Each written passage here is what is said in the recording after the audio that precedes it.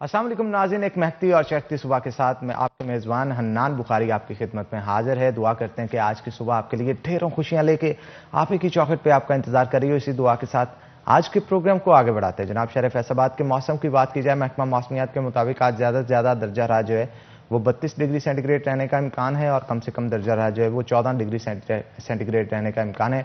हवा 2 नॉट की रफ्तार से चल रही है और इसके साथ साथ हवा में नमी का तनासब 51% है। और इसके साथ साथ हम आने वाले वक्त के हवाले से भी आपको बता दें कि नॉर्दर्न एरियाज़ के अंदर तो बर्फ़बारी और बारिश का सिलसिला जो है वो जारी सारी है, लेकिन यहाँ पे अभी मौसम खुश्क और सर्द रहने के इम्कानात हैं। आइंदा 24 घंटों में कोई बारिश के इम्कान नहीं, लेकिन अगर वही बादल चल चल के फैसलाबाद तक पहुँच जाए तो शहरियों के चेहरे जो है वो खिल जाएंगे, क्योंकि जाती हुई सर्दी का एक नज़ारा वो देख पाएंगे। तो आगे बढ़ते हैं जनाब। जैसा कि रोज़ाना की बुनियाद पे हम आपको कहते हैं कि आपके अंदर कोई भी टैलेंट मौजूद है तो आप उस टैलेंट की वीडियो बना के आप हमें भेजें, व्हाट्सएप करें उस नंबर पे जो कि आपकी स्क्रीन के ऊपर दिया जा रहा है। यही नहीं बल्कि इसके साथ साथ हमारे जो आपकी बर्थडे सेलिब्रेशन है, बर्थडे सेलिब्रेशंस के हवाले से भी आप वीडियो बना के 30 सेकंड की हमें व्हाट्सएप कर सकते हैं। हम आपकी सालगिरह की खुशियाँ, आपके इस दुनिया में आने की खुशियाँ अपनी स्क्रीन के ऊपर दिखाएंगे और अपने स्टूडियो से आपकी खुशियों के अंदर शामिल होंगे। तो बिना किसी देर के मोबाइल उठाएं और अपने अंदर के फनकार को निकालें, उसकी वीडियो बना के हमें व्हाट्सएप करें उस नंबर पे जो कि आपकी स्क्रीन के ऊपर दिया जा रहा है। तो आज हमें एक और टैलेंट है जिन्होंने, हुज़ैफा ने अपनी पिक्चर्स भेजी हैं, आइए आपको दिखाते हैं। जैसा कि आप देख सकते हैं कि दानिश तैमूर जो बड़े फेमस एक्टर हैं, उनकी जो स्केचिंग है वो इन्होंने की है। दुआ फातिमा की स्केचिंग की है और इसके साथ साथ आतिफ असलम हमारे बहुत फेमस सिंगर हैं पाकिस्तान के, उनके इमरान अब्बास हमारे one of the most favourite actors हैं और इसके साथ साथ निम्रा खान हमारी ज़बरदस्त एक्ट्रेस हैं, उनकी वीडियो भी बनाई है। और वीडियो भी बनाते हैं ये स्केचिंग करते हुए, उससे ये महसूस होता है जैसे एक आर्ट इनके अंदर जो है वो बड़ी ज़बरदस्त छुपी है। और इस तरह की वीडियोस आजकल बड़ी वायरल हो रही हैं सोशल मीडिया के ऊपर, जिसके अंदर आर्टिस्ट जो है एक पेंटिंग या फिर एक स्केचिंग करना शुरू करता है और उसे फास्ट फॉरवर्ड करके लगा दिया जाता है सोशल मीडिया के ऊपर और मिलियंस में व्यूज़ उसके जाते हैं। तो बहुत सारे लोग जो हैं इस चीज़ से मुतासिर होते हैं और आपका हुज़ैफा बहुत अच्छी आर्ट है आप जिसका मुजाहरा कर रहे हैं, आप इसकी एग्जीबिशन भी लगा सकते हैं और इसके साथ साथ ये लोगों के अंदर भी पॉपुलर हो सकती है। तो आगे बढ़ते हैं जनाब। सेहत की फिक्र हर शख्स को होती है और इस फिक्र को लेके बहुत सारे लोग एक्सरसाइज करते हैं, बहुत सारे लोग एक्सरसाइज जो नहीं करते घर पे बैठे हैं तो ट्रेनर की बजाय वो सोशल मीडिया का सहारा लेते हैं, लेकिन बहुत सारी गलत एक्सरसाइज करने की वजह से डिस्क बल्ज और दीगर बीमारियों में मुब्तला हो जाते हैं। इसी मौजू पे आज हमने गुफ्तगू करने के लिए दावत दे रखी है। हमारे साथ नासिर डोगर और बिलाल का मुक्का मौजूद है। बिलाल से गुफ्तगू करेंगे। बिलाल, क्या कहेंगे, रॉन्ग एक्सरसाइज जो लोग देखते हैं उनके हवाले से क्या कहेंगे? जैसा कि आजकल आपको पता है कि सोशल मीडिया के ऊपर, यूट्यूब के ऊपर या फेसबुक के ऊपर जो वीडियोस देखते हैं या कुछ भी ऐसी एक्टिविटी देखते हैं तो आपको देखने में लगता है, बताते हैं वो लोग जी जी, उसमें जैसे बताया जाता है कि 5 दिन में 6 पैक बन जाएंगे, 6 डेज में बेली फैट जो है वो उड़ जाएगा, बेली फ्लैट हो जाएगी, ऐसे जो है तो उसमें कुछ उन्होंने एक्सरसाइज दी होती हैं जैसे व्यूज को जो है वो इकट्ठा करने के लिए, व्यूवर्स बढ़ाने के लिए, अपने पेज को प्रमोट करने के लिए। तो हमारे लोग जब उसको अपने इम्प्लीमेंट करते हैं अपने ऊपर तो क्या करते हैं कि वो फौरन इंजरी का शिकार हो जाते हैं। ठीक है, जब प्राइमरी मसल, एब्स का प्राइमरी मसल वो यूज करते हैं तो सेकेंडरी मसल जो है वो लोअर का है और वो बहुत हसास मसल है लोअर की, और लोअर के जो आपके बैकबोन है वो बड़ी हसास है। तो जब वो कोशिश करते हैं बार बार क्रंच करने की, बार बार अपने आप को जो है वो बेंड करने की, ताकि जो है जल्दी से जल्दी, मेरे पेट पर बड़ा फैक्ट आ रहा है जी तो मेरा पेट जल्दी से खत्म हो जाना चाहिए, तो बार बार फैक्ट करते हैं जिसकी वजह से उसके लोअर के ऊपर जो है वो फैक्ट बहुत ज्यादा जाता है और लोअर में पेन, अपनी जो रीढ़ की हड्डी है उस पे वो जोर लगा रहे होते हैं। हाँ। और बल्ज बनता ही तब है जब वो कर्व में आती है, जब कर्व में आते हैं। अब उसके लिए पोजीशंस क्या रखनी है ये आपको ट्रेनर ही बता सकते हैं। बिल्कुल इसी तरह है, वो आपको ट्रेनर बता सकता है कि आपने उसको जो है ना पोजीशन कर लिए। और लोग इसमें बहुत ज्यादा जो है कोशिश करते हैं कि पता नहीं यार 7 दिनों में हमारे वाकई 6 पैक्स बन जाएंगे, तो ऐसा तो बिल्कुल पॉसिबल नहीं है। तो पॉसिबल कैसे है? मेन बेस जो आपकी करती है वो आपकी डाइट है, डाइट बेस करती है, देन आपकी एक्सरसाइज बेस करती है, और एक्सरसाइज भी बेस तब करती है जब आप उसको बेस से लेकर चलेंगे। अच्छा, ये मुझे बताएं कि सोशल मीडिया के ऊपर जो अपलोड की जाती है वीडियो, 7 दिन में एब्स, 25 दिन में 10 किलो वजन कम करें, एक्सरसाइज लगाएं और अपने बाइसेप ट्राइसेप का साइज 2 इंच इंक्रीज करें, ये क्या चक्कर क्या है ये? असल में आपको पता है कि जस्ट व्यूज हासिल करने के लिए या लाइक हासिल करने के लिए एक बात कर दी जाती है, हाँ, एक स्टंट खेला जाता है, बात कर दी जाती है और उस बात में हकीकत बिल्कुल भी नहीं होती, बिल्कुल भी हकीकत के वो करीब भी नहीं होती।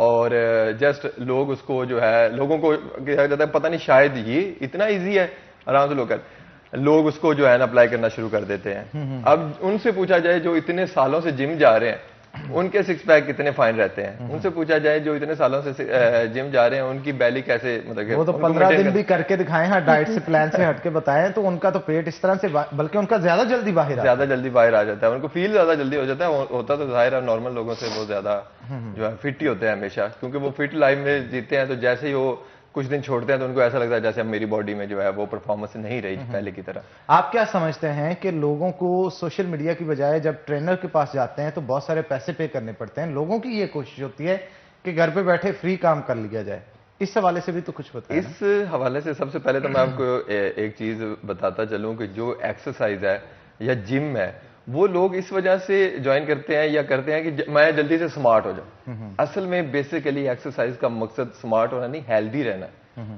स्मार्ट तो आपने होना है तब जब आप अपना लाइफस्टाइल चेंज करेंगे, टाइम पर सोएंगे, टाइम पर उठेंगे, प्रॉपर मील इनटेक करेंगे, प्रॉपर डाइट इनटेक करेंगे, उसके बाद प्रॉपर उसके हिसाब से एक्सरसाइज करेंगे, देन आप स्मार्ट होंगे। ठीक है, अगर आप सोचते हैं कि ये 4 एक्सरसाइजें मुझे मिली हैं इससे मेरी बेली फैट जो है वो बिल्कुल खत्म हो जाएगी, और तो ये ऐसा पॉसिबल बिल्कुल भी नहीं। 4 एक्सरसाइज या 3 एक्सरसाइज या 30 मिनट का जो वर्कआउट सेशन है उससे ऐसा होने वाला नहीं है। उससे ये तब पॉसिबल है जब आप अपना मुकम्मल लाइफस्टाइल चेंज करेंगे। बिल्कुल आप ठीक कह रहे हैं। नासिर भी हमारे साथ मौजूद है, उनसे भी गुफ्तगू करेंगे, पूछेंगे कि उनका इस हवाले से क्या कह रहे हैं। नासिर, बहुत सारे लोग जिम के अंदर आते हैं, उन्होंने जो हैंड फ्री लगाई होती है, गाने सुन रहे होते हैं, कभी इधर जा रहे हैं कभी उधर जा रहे हैं, उस कॉर्नर में खड़े हैं, दोस्तों से बातें चल रही हैं, यानी 2 घंटे अपने या घंटा जाया करके वहां पे चले जाते हैं, और एक्सरसाइज अगर की भी थोड़ी बहुत करके बड़ा जोर लगाते हैं, लेकिन ना एंगल ठीक होता है, ना प्रॉपर सेट्स लगाए जाते हैं, उसकी वजह से फायदा होने के बजाय नुकसान होना उनको शुरू हो जाता है, क्योंकि डाइट इनटेक वही होती है जो कि उनको ट्रेनर ने बताई होती है, लेकिन एक्सरसाइज उस तरह से नहीं कर रहे होते, उससे क्या नुकसान होता है? देखिए जी, जैसे कि बिलाल भाई बात कर रहे थे अभी डाइट और प्रॉपर एक्सरसाइज प्लान की, तो फर्स्ट ऑफ ऑल आपके पास कोई ना कोई प्लान होना चाहिए कि आपने जिम ज्वाइन किया है या कोई भी एक्सरसाइज अगर आप स्टार्ट कर रहे हैं तो आपका बेसिक गोल क्या है, आपको करना क्या चाहिए। उसके लिए आप जिम में आ जाते हैं, ठीक है, किसी ट्रेनर को भी हायर कर लेते हैं। ट्रेनर को हायर करने का मकसद ये है कि वो आपको प्रॉपर जो आपका एक प्लान है उसके थ्रू लेके वो चलता है आपको, बजाय इसके कि आप खुद से जो है ना वो ट्रेनर बनने की कोशिश करते हैं और 4 दिन जिम में जो बंदा आ जाता है एक्सरसाइज करके वो दूसरों को भी गाइड करना शुरू कर देता है, ये टोटली रॉन्ग है।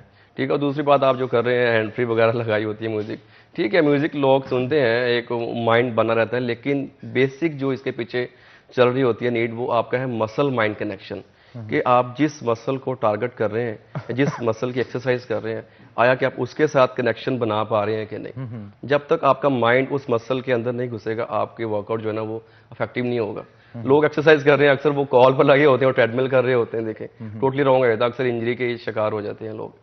इसलिए बहुत कहा जाता है कि जब आप एक्सरसाइज लगा रहे हैं ना, एक्सरसाइज के अंदर आप अगर बाइसेप की लगा रहे हैं तो माइंड के जरिए फोकस करें कि जोर सारा वहीं पे लग रहा है जी। अगर आप इस तरह से नहीं करते तो ना तो मसल बिल्ड होता है, ना तो न्यूट्रिशन जो आपकी बॉडी के अंदर मौजूद होते हैं उनको यूज किया जा सकता है। ये एक बहुत बड़ी चीज है। दूसरा, एब्स के हवाले से क्या कहेंगे? पेट की फैट खत्म करना दुनिया का सबसे मुश्किल काम समझा जाता है। देखिए जी, एब्स की आप बात कर रहे हैं तो एब्स, 6 पैक्स एब्स जो है ना वो हर बंदे की बॉडी में होते हैं। उनके ऊपर जो फैट की लेयर है वो हमारे लाइफस्टाइल में जो हम रूटीन में खाते पीते हैं उसकी वजह से वो फैट की लेयर चढ़ी जाती है ऊपर। तो जिम में आके लोग एक्सरसाइज करते हैं लेकिन अपनी डाइट को फॉलो नहीं करते। डाइट तकरीबन 70 से 80% जो रोल है आपके गोल को अचीव करने के लिए, या एब्स, 6 पैक्स एब्स का बड़ा वो लोगों को होता है। अक्सर हमारे यंगर्स जो होते हैं जी वो एब्स चाहिए हमेशा, ये वो, तो वो क्या करता है, वो उसके बाद सेविंग करना शुरू कर देता है। आप जो खाते हैं वो सेविंग करना शुरू करें। नेक्स्ट टाइम जब आप दोबारा फिर वेट कम करने की कोशिश करते हैं ना, तो वो रिजल्ट नहीं होते जो फर्स्ट टाइम रिजल्ट मिले होते हैं। ठीक है, अब थर्ड टाइम وہ رزلٹ نہیں ہوتے جو سیکنڈ ٹائم ملے ہوتے ہیں. تو اسی طرح جو ہے وہ جیسے جیسے مطلب کہ وہ اپنا آپ کو بڑھاتا ہے اور کم کرتا رہتا ہے نا, اسی طرح اس کی پرفارمنس جو ہے نا ویٹ لاس ہونے کی وہ بڑی کم ہو جاتی ہے. لیڈیز میں بہت زیادہ ہے, بہت زیادہ ایشوز ہیں کہ لیڈیز میں کیا ہے کہ وہ گھر میں یہ ٹوٹکے جو نیٹ سے مل جاتے ہیں یا کسی کے بھی جو ٹوٹکے ہوتے ہیں خود بنا لیتی ہیں لیڈیز کی, یہ میں نے ٹوٹکا بنا لیا یہ اس طرح, تو وہ اس کو ٹرائی کرنا شروع کر, بالکل بھوکا, بالکل فاسٹنگ کر کے, لائک کیلریز کی میرے خیال میں 200 یا 400 تک کیلریز کو لے جاتی ہیں, ڈیفیشنٹ اتنی زیادہ کر دیتی ہیں. ویٹ کیا ہوتا ہے, ایک مہینے میں 8 kg ویٹ لاس, ایک مہینے میں 7 kg ویٹ لاس, اتنا زیادہ ویٹ لاس کر لیتی ہیں. اس کے بعد کیا ہوتا ہے کہ وہ رنگت بھی جاتی رہتی ہے چہرے کی, اور پھر ماس بھی ڈھلک جاتا ہے, اس طرح کی بہت ساری چیزیں. پھر ہیئر فال کا نیل ان کی وہ شائن نہیں کرتے, ان کی آنکھوں میں وہ جو ہے چمک ہوتے ہیں, سارا کچھ ختم ہو جاتا ہے. ویٹ تو کم ہو گیا فرسٹ ٹائم, سیکنڈ ٹائم پھر ان کا کیا ہوا کہ پھر اس کے بعد عدنان بھائی ایک سب سے بڑی غلطی جو آج کل ہمارے نوجوان کر رہے ہیں, جن میں لیڈیز بھی ہیں جینٹس بھی ہیں, کہ شادی قریب آئی ہے نا تو کرش ڈائٹ پر چلے جاتے ہیں, کرش ترین ڈائٹ کے اوپر چلے جاتے ہیں. لیں جی میری شادی آ رہی ہے, میرے بھائی کی شادی آ رہی ہے, یا ہماری فیملی میں کوئی شادی آ رہی ہے, پتلے ہونا ہے, پتلے ہونا ہے. اب یہ نہیں پتا کہ جب وہ پتلے اس قریب پہنچتے ہیں تو تب تو میک اپ بھی کام نہیں کرتا, جو مطلب کہ صورتحال ان کی اپنی بن چکی ہوتی ہے, جو مطلب کہ وہ اپنے آپ کے ساتھ کر بیٹھتے ہیں. تو یہ بالکل بھی نہیں کرنا چاہیے. اگر اس طرح کا کوئی سین ہے تو اس سے 4 منتھ یا 5th منتھ پہلے اپنی ٹرانسفارمیشن کریں, بیفور جب ٹارگٹ آپ کا ٹائم آتا ہے تو دین اپنے گول کو جو ہے وہ کمپلیٹلی کر کے تو دین آپ ہیلدی فوڈ کی طرف چلے جائیں, تاکہ جو ہے آپ کے جو آرگنز ہیں جو لاس ہوئے ہیں یا جو آپ کی چیزیں جو لاس ہوئی ہیں اس میں کم ڈائٹ کرنے سے وہ دوبارہ پھر ریپیئر ہو جائے. اچھا, یہاں پہ تھوڑی سی سپلیمنٹس کے حوالے سے گفتگو کر لیتے ہیں. جیسے آپ ڈائٹ کی ابھی بات کر رہے تھے, ایکسرسائز جو بھی شخص کرتا ہے جب اپنی ڈائٹ سے پراپر میل سے اپنے نیوٹریشن نہیں لے پاتا تو اسے پھر آٹومیٹکلی موو کرنا پڑتا ہے سپلیمنٹس کی طرف. اب سپلیمنٹس کے اندر بہت سارے لوگ اسٹیرائڈز بھی یوز کرنا شروع کر دیتے ہیں. الٹیمیٹلی وقتی طور پہ تو اس کے ریزلٹس ملتے ہیں, بعد میں اتنا ہی نقصان اس کا ہوتا ہے. اس کے پیچھے کیا متس ہے, کون سے سپلیمنٹس لینے چاہیے, کون سے اسٹیرائڈ لینے چاہیے, کون سے سپلیمنٹس نہیں لینے چاہیے, کون سے اسٹیرائڈ نہیں لینے چاہیے, اس حوالے سے ذرا بریفلی ایکسپلین کریں. میں آپ کو پہلے ایک تھوڑا سا بتا دوں, بلکہ لوگوں کو بھی بتا دوں. لیکن یہاں پہ میں معذرت چاہوں گا, آپ کی بات کاٹ رہا ہوں, اس کا میں بریفلی کیونکہ آپ سے جواب لینا چاہتا ہوں, تو بریک کے بعد لیں تو میرا خیال مناسب ہے, وہ پھر پراپر ہم لوگوں کو بتا سکیں گے. تو ناظرین یہاں پہ ایک بریک لیں گے, بریک کے بعد دوبارہ حاضر ہوں گے, کہیں مت جائیے گا, ہمارے ساتھ رہیے گا.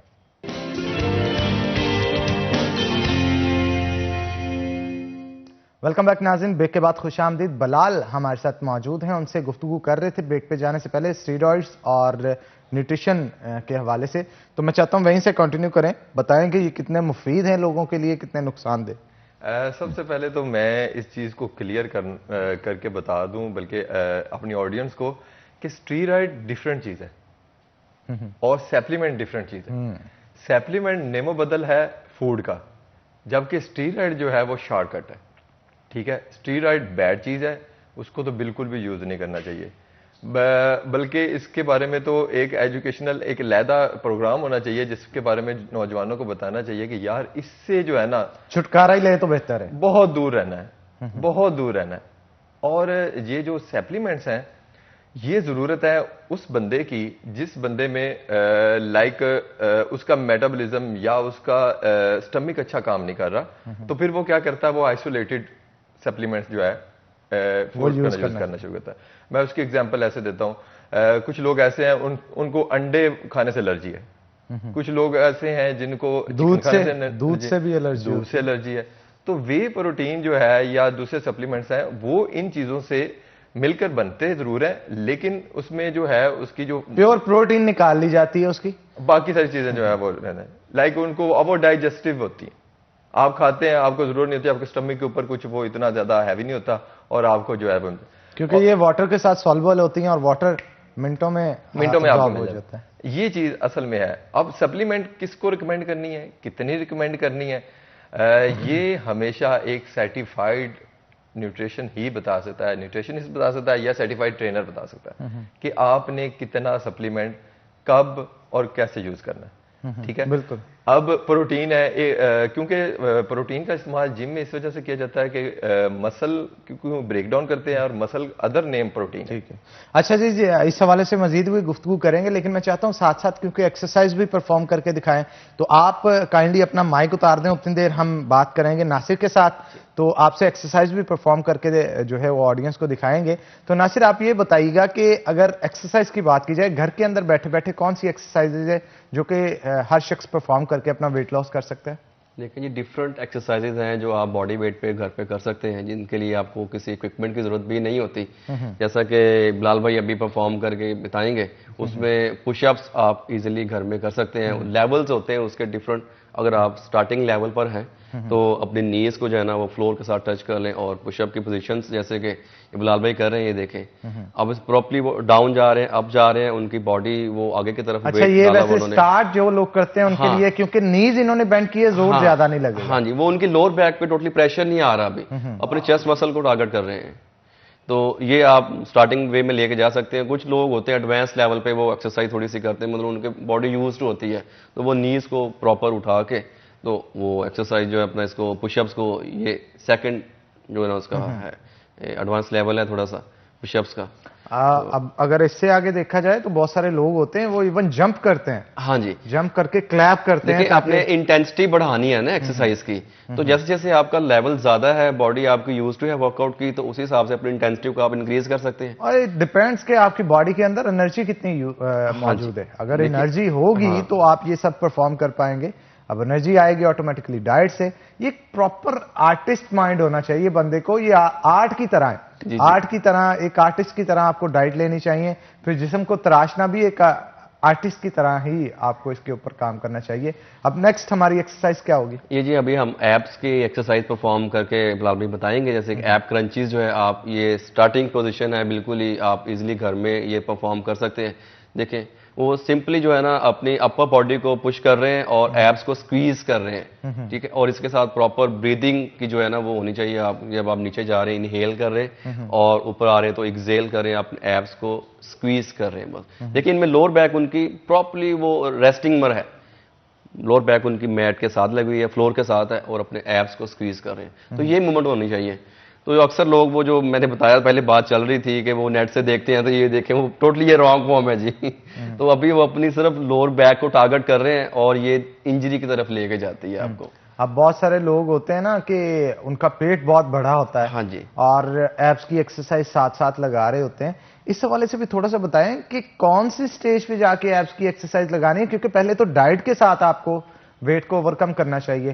اب اتنی توند نکلی اور آپ ایپس کی ایکسرسائز لگانی شروع کر دیں. اس حوالے سے تھوڑا سا بتائیے. دیکھیں وہی ہے نا بات، وہی آگے پھر سے کہ آپ کا لیول کیا ہے، آپ کو سٹارٹ کیا کرنا چاہیے، وہ آپ کے پاس پلان ہوگا. آپ دیکھیں آپ بات کریں کہ پیٹ بڑا ہے جس بندے کا، وہ ظاہری بات ہے کرنچیز نہیں کر سکتا بندہ، تو وہ فرسٹ آف آل اپنے وہ اسی باڈی پارٹ کو ٹارگٹ کرے گا. اس کے لیے وہ کارڈیو کر سکتا ہے. دوسرا باڈی ویٹ کی ڈفرینٹ ایکسرسائزز ہیں، جیسے سمپلی وہ اسٹیپ اپ کر سکتا ہے کہ وہ بلال بھی ابھی کر کے بتا سکتے ہیں کہ یہ ہاں یہ ایپ، اور اسٹینڈنگ پوزیشن پر آ کے جو ہے نا وہ اسٹیپ اپ کر سکتا ہے. اب یہ تو ہے نارملی بندے کے لیے، تو اس کے لیے اسٹینڈنگ پوزیشن پر بلال بھائی آپ آئیں گے ذرا. یہ ڈفرینٹ ایکسرسائز اب وہ کر کے بتائیں گے. جس بندے کا آپ کہہ رہے تھے کہ پیٹ نکلا ہوا ہے، دیکھو وہ نی ریس ایزیلی یہ بندہ، یہ بھی ایپس کی ورک آؤٹ ہے. تو اس میں آپ کی لوور باڈی بھی ہے اور اپر باڈی بھی ہے. صرف آپ ایپس کو سکویز نہیں کر رہے، آپ لوور باڈی کو بھی ٹارگٹ کر رہے ہیں، اپر کو بھی کر رہے ہیں. اور وہ جو کروکوڈائل واک کرتے ہیں ایپس کے لیے، وہ سر وہ ایڈوانس لیول پر ہے. ایڈوانس لیول پر ہے وہ. پہلے آپ اپنے اسی جو انٹرمیڈیٹ لوگ ہیں اسٹارٹنگ پوزیشن پر ہیں وہ یہ کر سکتے ہیں. جیسے جیسے آپ کا لیول بڑھتا جا رہا ہے، باڈی یوز ٹو ہوتی جا رہی ہے، آپ ایڈوانس لیول کی بہت ساری ایکسرسائزز ہیں. اس میں برپیز ہے، پلینک کر سکتے ہیں، جمپنگ ہے، ہائی نیز جمپنگ ہے، ڈفرینٹ ایکسرسائزز ہیں. تو وہ پرفارم کریں اگر آپ کا لیول اچھا ہے. تو اگر آپ سٹارٹنگ پوزیشن پر ہیں تو وہ ان سے تھوڑا دور رہیں. اچھا کوئی ایک جنرل ایکسرسائز بتائیں جس سے آپ کے شولڈرز، آپ کے بائسیپ ٹرائسیپ، آپ کی چیسٹ، پیٹ، ہر چیز ٹون اپ ہو. پش اپس سب سے بیسٹ ایکسرسائز ہے جی، جس میں آپ کے پش اپس ہم نے کر کے دکھا دیے. اس کے اور بعد ٹرائسیپ، بائسیپ اور چیسٹ، یہ سارے مسل آپ کے ٹارگٹ ہو رہے ہیں. اب پش اپس کے بھی جناب طریقے ہیں، وہ آپ دیکھ سکتے ہیں کہ یہاں تو بازو جو ہے جی وہ کھول یہ کے اب بھی آپ لگا اپنے ٹرائسیپ کو ٹارگٹ کر رہے ہیں زیادہ جو ہے نا، یہ دیکھیں بالکل تو اس کے ساتھ چیسٹ مسل کو بھی ٹارگٹ کر رہے ہیں، شولڈر کو بھی ٹارگٹ کر رہے ہیں، اب ڈفرنٹ پوزیشنز پر وہ لے کے جا رہے ہیں. تو ایک ہی ایکسرسائز کو ڈفرنٹ پوزیشن پہ کر کے مطلب آپ اسے انجوائے بھی کر سکتے ہیں اور آپ کی کیٹیگری بھی چینج ہو رہی ہے مسلس کی جیسے جیسے آپ ٹارگٹ کر رہے ہیں. تو یہ ابھی اپر باڈی کو کر رہے ہیں ٹارگٹ. تو لوور باڈی کے لیے آپ کو وہ اسٹینڈنگ پوزیشن پر آنا پڑے گا، اس کے لیے لوور باڈی کو جو ہے ٹارگٹ کرنا پڑے گا. ٹھیک ہے. اچھا بعض اوقات لوگ کیا کرتے ہیں کہ جم کے اندر آنے کے بعد بائیسیپ کی بھی گیم لگ رہی ہے، ٹرائیسیپ کی بھی لگ رہی ہے، چیسٹ کی بھی لگ رہی ہے، شولڈر کی بھی لگ رہی ہے، لیکن ٹانگوں کو تو ہاتھ بھی نہیں لگایا جاتا. اور یہی وجہ ہوتی ہے اوپر سے اتنے ماشاءاللہ ہیلدی اور چوڑے ہو جاتے ہیں اور ٹانگیں اتنی رہ جاتی ہیں. اس کے پیچھے کیا مت ہے اور کتنی اہمیت ہے لیگز کی اور تھائز کی ورک آؤٹ کی، وہ بھی آپ بتائیے. دیکھیں جی، جو آپ کی لوور باڈی ہے، سمجھ لیں کہ آپ کی باڈی کے یہ پلر ہیں جن پر آپ سٹینڈ کرتے ہیں سارا دن. یہ آپ کے فاسٹ ٹوچ مسل ہیں جن کو آپ یوز کرتے ہیں. آپ سٹینڈنگ پوزیشن پر ہیں، آپ چل رہے ہیں، آپ واک کر رہے ہیں، تو ان مسلس کو آپ ریگولرلی یوز کر رہے ہیں. تو ان کو ٹرین کرنا اور ان کی اسٹرینتھ کو انکریز کرنا یہ بہت ضروری ہے. ہمارے ہاں لوگ کیا کرتے ہیں کہ جی وہ انہیں شوق ہوتا ہے بائسپس چاہیے، ایپس چاہیے، لیکن لیگس کو وہ کمپلیٹ جو ہے نا وہ اسکپ کر دیتے ہیں. تو اس سے تو وہ آپ کی باڈی جو ہے نا وہ سمیٹری سے نکل جاتی ہے. یعنی اپر سے آپ ہیوی لگتے ہیں اور لوور باڈی سے جو ہے نا وہ لیگس آپ کی چھوٹی رہ جاتی ہے. جونی براوو بن جاتا ہے. ہاں جی، جونی براوو بن جاتا ہے. تو لیگس کے لیے بڑے اچھے ورک آؤٹ ہیں، آپ انہیں انجوائے بھی کریں. اور دوسری بات میں آپ کو بتاتا چلوں، آپ کو ناظرین کو بھی، کہ لیگس کو ٹرین کرنے سے آپ کی باڈی میں جو آپ کے نیچرل ہارمون ہے ٹیسٹوسٹیرون جیسے میلز میں ہیں وہ بوسٹ اپ ہوتے ہیں. تو اس سے آپ کے ریزلٹس اور زیادہ اچھے ہو جاتے ہیں ریکوری میں. اور آپ کے ریزلٹس کتنے آپ کو چاہیے آپ کے پلان کے لیے، اس کے لیے تو وہ پیچھے سے ٹارگٹ وہی ہو رہے ہیں جیسے بات پہلے ہو رہی تھی کہ آپ وہ سپلیمنٹس اور وہ اسٹیرائڈس کی طرف لوگ وہ نیچرل آرٹیفیشل جو ہے نا وہ ٹیسٹوسٹیرون کی طرف جاتے ہیں. تو اس کی بجائے آپ اپنے لیگس کو ٹرین کریں، باڈی کو ایگزاسٹ کریں تاکہ باڈی آپ کے نیچرلی ٹیسٹوسٹیرون کو بوسٹ کرے اور آپ کو اچھے ریزلٹس ملے. اس کے لیے لیگس کے لیے بڑی اچھی ایک ایکسرسائز ہے اسکواٹس، باڈی ویٹ اسکواٹس. تو اس کے ڈفرنٹ لیول آپ اسٹارٹنگ پوزیشن پر ہیں تو آپ کوئی چیئر جیسے کہ بلال بھائی آپ ادھر صوفے کو آئیے گا. تو یہ اسٹارٹنگ پوزیشن ہے. آپ سمپلی آپ نے سیٹ ڈاؤن جانا ہے اور سیٹ اپ جانا ہے. مطلب آپ چیئر لگا کے اس کے چیئر اوپر ایزیلی آپ کے پاس گھر میں صوفہ ہے، چیئر ہے، تو اس پہ آپ یہ ایکسرسائز پرفارم کر سکتے ہیں. تو اس میں آپ اپنے لیگس کو، کوارٹس کو ٹارگٹ کر رہے ہیں، لوور باڈی کو. یہ تو اگر آپ ایڈوانس لیول پر ہیں تو آپ نے سٹارٹ کر لیا ہے 1 ویک 2 ویک 1 منتھ، اس کے بعد آپ اس کو تھوڑا ایڈوانس لیول پر جائیں تو آپ سمپلی آ جائیں. مطلب وہ کمپلیٹ سٹ ڈاؤن کر ہاں کے جی جو ہے وہ آپ جی، اور فل سٹ ڈاؤن اور آپ اور اس سے بھی ایڈوانس ہو تو پھر آپ ویٹ اٹھا کے بھی ویٹ کے ساتھ اور جمپنگ کو ایڈ کر سکتے ہیں ساتھ میں. وہ پھر آپ جم میں آئیں اور پراپر لیگس کی جیسے یہ جمپنگ کریں. یہ ایڈوانس لیول ہے. تو جو اسٹارٹنگ نیو کمرز ہوتے ہیں وہ اس کو پرفارم نہ کریں تاکہ نیز پر پریشر آئے گا. انہیں پراپر ایک اینگل چاہیے اس کے لیے. تو اس کے پوائنٹس ہوتے ہیں، ٹیکنیک کے پوائنٹس، مطلب آپ کی جو نی ہے وہ آپ کے ٹو سے آگے نہ جائے اور نی ٹو ہپ لائن جو ہے آپ کی وہ 90 ڈگری پر رہے. تو یہ آپ کو ٹرینر ایک بہتر گائیڈ کر سکتا ہے اگر آپ کو اس کی ہاؤنر نہیں پتا کہ آپ کو ایکسرسائز کون سی کیسے پرفارم کرنی ہے. تو آپ چلیں جی اس پہ مزید گفتگو بھی کریں گے، لیکن ایک چھوٹی سی بریک کے بعد، بریک کا وقت ہو گیا تو ناظرین ایک بریک لیں گے. بریک کے بعد دوبارہ حاضر ہوں گے اور بڑے زبردست ٹپس ہیں جو کہ ہمارے آج فٹنس ٹرینر موجود ہیں وہ دے رہے ہیں اور آپ کے بھی گوش گزار کریں گے تاکہ گھر پہ بیٹھے خواتین بھی اس سے مستفید ہو سکیں، مرد حضرات بھی جن کے پاس وقت کم ہوتا ہے. تو ایک چھوٹی سی بریک لیں گے، بریک کے بعد دوبارہ حاضر ہوتے ہیں. کہیں مت جائیے گا، ہمارے ساتھ رہیے گا. ویلکم بیک ناظرین. بریک کے بعد خوش آمدید. ہمارے ساتھ بلال موجود ہیں، مزید گفتگو ان کے ساتھ کریں گے. بلال، بہت ساری خواتین ہوتی ہیں اور ہمارے ویورز بھی زیادہ خواتین ہیں مارننگ شو کی، تو آپ کیا سجیسٹ کریں گے انہیں گھر بیٹھے اپنا ویٹ لاس کس طرح سے کریں؟ کون کون سی ایکسرسائزز جو ہیں وہ پرفارم کر سکتی ہیں؟ گھر میں لیڈیز کا سب سے زیادہ ایشو ہمارے فیصل آباد میں بھی، باقی بھی ہمارے پاکستان میں یہ ہے کہ وہ جم نہیں جا سکتی. ٹھیک ہے. اور ان کے اندر ایک جن سے ہماری بات ہوتی ہے کہ آپ جم کیا کریں، ورک آؤٹ کیا کریں، تو وہ کہتے ہیں ہم گھر میں اتنا زیادہ کام کرتے ہیں تو ورک آؤٹ کرنے کی کیا ضرورت ہے. تو اکثر جیسے پہلے بھی بات ہو رہی تھی، آپ نے بھی بات کی تھی، جیسے ہینڈ فری کی بات کی تھی. ہینڈ فری لگا کر لڑکے آتے ہیں، کنسنٹریشن ان کی ہوتی نہیں ہے ورک آؤٹ میں، سوچ کچھ رہے ہوتے ہیں، کر کچھ رہے ہوتے ہیں، تو باڈی پر جو ہے اثر نہیں ہوتا. تو سیم اسی طرح جو ورک آؤٹ ہے آپ کا، اس کی نیچر ڈفرینٹ ہے. ورک آؤٹ بالکل ڈفرینٹ چیز ہے. آپ کے گھر کے کام، گھر کی جو اسائنمنٹس ہیں گھر، وہ بالکل ڈفرینٹ ہے. ٹھیک ہے. اگر جب جب اکثر خواتین یہی کہتی ہیں اسی تے گھر چی بہت کام کر لی دا سانو کی ضرورت ہے. بالکل ایسے ہی ہے. تو وہ کہتے ہیں گھر میں اتنے کام کرتے تھک اتنی جاتی ہیں. میں ہمیشہ کہتا ہوتا ہوں بلکہ کہ آپ ورک آؤٹ کریں, پھر آپ دیکھیں آپ کے گھر کے کام آپ کو کتنے آسان لگتے ہیں. ٹھیک ہے, ورک آؤٹ سے آپ کا اسٹیمنا بلڈ ہوگا, آپ کے مسل اسٹرانگ ہوں گے, آپ کا مسل کا انڈیورنس بڑھے گا. اس کے بعد جب انڈیورنس آپ کا بڑھے گا تو آپ کے گھر کے جتنے کام ہوں گے وہ فوراً جلدی سے ہو جائیں گے. کیسے جلدی سے ہو جائیں گے؟ بیکاز آپ کا انڈیورنس اور آپ کی کیپیسٹی, آپ کا اسٹیمنا بہت بڑھ چکا ہے. اس کو کبھی بھی اس کے ساتھ نہ ملائیں, کبھی بھی آپ نہیں, کبھی بھی نہیں کمپیئر کرنا.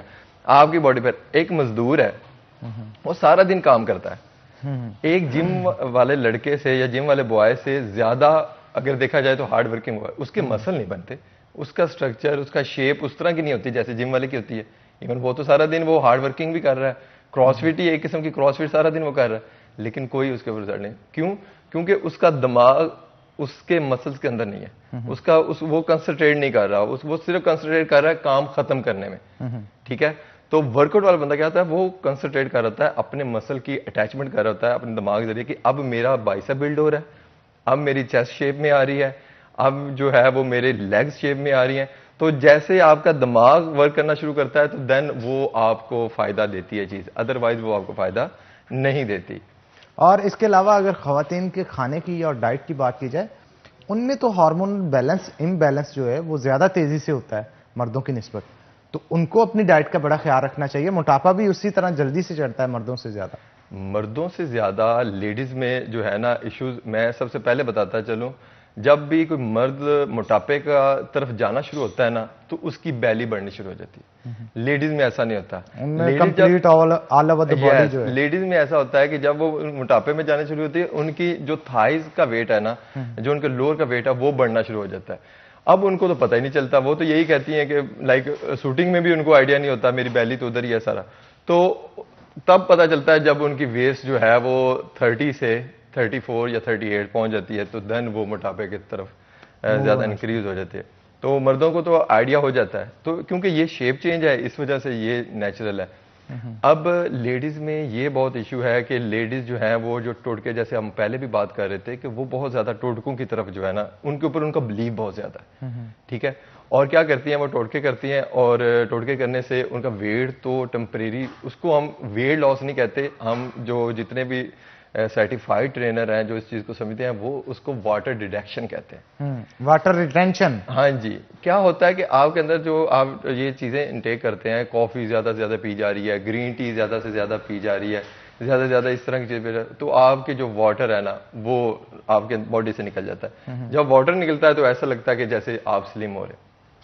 جیسے ہی آپ وہ ہیبٹ چھوڑتے ہیں تو وہی واٹر دوبارہ پھر آپ کی باڈی میں آتا ہے, آپ کا ویٹ ادھر کا ادھر آ جاتا ہے. اچھا, آگے سلم ہونے کے بھی دو جو کرائٹیریاز ہوتے ہیں. فرسٹ آف آل تو آپ جب ڈائٹنگ سٹارٹ کرتے ہیں اس سے سب سے پہلے لوٹ آؤٹ ہوتا ہے آپ کی باڈی سے جتنا بھی واٹر ریٹینٹ ہوا ہوتا ہے. واٹر ریٹینشن جتنے بھی آپ کی باڈی کے اندر ہے, چاہے وہ مسلز کے اندر ہے, بازوؤں کے, چیسٹ کے, پیٹ کے, تھائز کے, وہ جب چلا جاتا ہے اس کے بعد کی جو فیٹ ہوتی ہے نا, جسے ڈھیڑ چربی بھی کہا جاتا ہے, اسے ڈیزالو کرنا بڑا مشکل ہوتا ہے. اس کے لیے کیا کرنا چاہیے؟ مطلب اسی طرح ڈائٹ کو فالو کیا جائے, کیونکہ ایک ٹائم آتا ہے بندہ کہتا ہے یار 6 مہینے سے میں کر رہا ہوں لیکن یہ لوور بیلی جو ہے یہ جانے کا نام ہی نہیں لے رہی.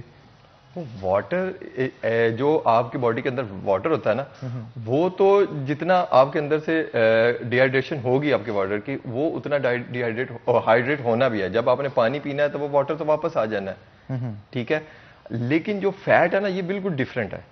لوگ یہ سمجھتے ہیں کہ ہم نے ورک آؤٹ کیا, میں نے اتنا بھاگا, میرے جناب پسینوں پسینی شرٹ ہوگی اور میرے جو ہے وہ فیٹ لاس ہو گیا. فیٹ کبھی بھی آپ کے پسینے سے لاس نہیں ہوتا. فیٹ تو لاس ہوتا ہے آپ کے یورین سے. ٹھیک ہے, تو فیٹ کا تو پسینے کے ساتھ کوئی تعلق ہی نہیں ہے. تو لوگ یہ سمجھتے ہیں کہ میرا جو ہے نا اتنا پسینہ نکلا ہے اور میرا جو ہے نا فیٹ لاس ہونا شروع ہو گیا یا ہو چکا ہے اتنا زیادہ. اس کے لیے واٹر انٹیک کیا ہونا چاہیے؟ واٹر انٹیک تو آپ کی باڈی جو ہے وہ مانگتی ہے ڈیلی 3 سے 4 لیٹر پانی. 3 لیٹر تو کم از کم لازمی ایک نارمل باڈی جو ہے وہ پانی مانگتی ہے. ٹھیک ہے, ٹھیک ہے. چلیں جی, ناصر سے بھی گفتگو کرتے ہیں. ناصر, فٹنس تو ہر ایک کا خواب ہوتا ہے لیکن اپنے گولز کو اچیو کرنے کے لیے محنت درکار ہوتی ہے. اب ایسا شخص جو کہ سمجھتا ہے کہ 1 مہینے کے اندر یا 2 مہینے کے اندر میں بلڈ کر لوں گا, تو جس دوران ایکسرسائز کی جا رہی ہوتی تھوڑا بہت بلڈ ہو بھی رہا ہوتا ہے لیکن جیسے ہی چھوڑ دی جاتی ہے وہاں پہ واپس آ جاتا ہے. اس حوالے سے تھوڑا آڈینس کو آگاہ کریں کہ اس کے لیے ایک کنٹینیوٹی چاہیے ہوتی ہے اور ایک لمبا عرصہ درکار ہوتا ہے, پھر اس کے ساتھ ڈٹرمنیشن ہونی چاہیے کہ ڈائٹ کون سی یوز کرنی ہے کون سی نہیں یوز کرنی. تھوڑا سا گائیڈ کیجیے گا. دیکھیں ڈائٹ کی ہم بات کر رہے ہیں تو ڈائٹ کا مطلب لوگ اکثر یہ لیتے ہیں کہ ہم نے بھوکے رہنا ہے. ڈائٹ کا مطلب بھوکے نہیں رہنا ہوتا, آپ نے اپنے میٹابولزم کو فاسٹ کرنا ہے. آپ نے اپنی ایک روٹین لائف میں جو آپ چل رہے ہیں اس سے ہٹ کے اب آپ سپورٹس کیٹیگری میں آ گئے. آپ کا گول ہے جی آپ نے باڈی بلڈ کرنی ہے, جیسے ڈفرینٹ کیٹیگریز ہوتی ہیں. آپ کا گول ہے جی آپ نے ویٹ لاس کرنا ہے, اسی کے اپنا اس کو پلان کرتے ہوئے آپ اپنی ڈائٹ کو پراپر جو ہے نا وہ ایک بیلنس میں لے کے آ جائیں. اپنے ویٹ گین کرنا ہے تو کیلریز کو بڑھا لیں آپ. اگر آپ نے ویٹ کو لاس کرنا ہے تو آپ کیلریز ڈیفیسٹ میں آ جائیں. اس میں پھر آپ کے نیوٹرنٹ ہیں, آپ نے فیٹ بھی انٹیک کرنی ہے, آپ نے پروٹین بھی انٹیک کرنی ہے, آپ نے کاربس بھی انٹیک کرنے ہیں, اور زیادہ جو ہمارے مین ہے وہ مائکرو نیوٹرنٹس جو ہوتے ہیں, ویجیٹیبلس, وائٹامنس, منرلس اور ہیلدی فیٹس, آپ نے وہ بھی انٹیک کرنی ہے. ان کا بڑا رول ہوتا ہے آپ کے گول کو اچیو کرنے. لوگ کیا کرتے ہیں جی, وہ صبح کو تھوڑا سا کھا لیا, سارا دن بھوکے رہے جی, رات کو تھوڑا سا کھا لیا, اور یہ جی میں ڈائٹ کر رہا ہوں اور میں بہت زیادہ ویٹ لاس کر رہا ہوں. وہ ویٹ لاس ہو رہا ہے, وہ آپ کی باڈی لاس ہو رہی ہے اندر سے, آپ کے مسلس کو کھا رہی ہے آپ کی باڈی. دیکھیں ہماری باڈی کا جو مشین ہے اس نے تو اپنی ریکوائرمنٹ کو پورا کرنا ہی کرنا ہے. آپ اسے سمجھا نہیں سکتے کہ آپ فیٹ کو کھانا شروع کر دیں. چلیں جی, آپ بالکل ٹھیک کہہ رہے ہیں. جب تک ہم اس مشین کو ہیلدی نہیں رکھیں گے, جو فیول انٹیک ہے نا ہمارا, ہیلدی فیول آپ نے انٹیک کرنا ہے, لازمی طور پہ ہونا چاہیے. تو جناب ہمارے شیف آ چکے ہیں, کیونکہ کھانے کی بات ہو رہی تھی, ڈائٹ کی بات ہو رہی تھی. ڈائٹ کا جہاں اہم عمل دخل ہوتا ہے, ہمارا کچن کا سیگمنٹ بھی ہوتا ہے, اس میں ہم مختلف ڈشز بھی بناتے ہیں. تو ہمارے شیف آج آ چکے ہیں, تو کچن میں چلتے ہیں, دیکھتے ہیں آج شیف ہمارے کیا تیار کر رہے ہیں.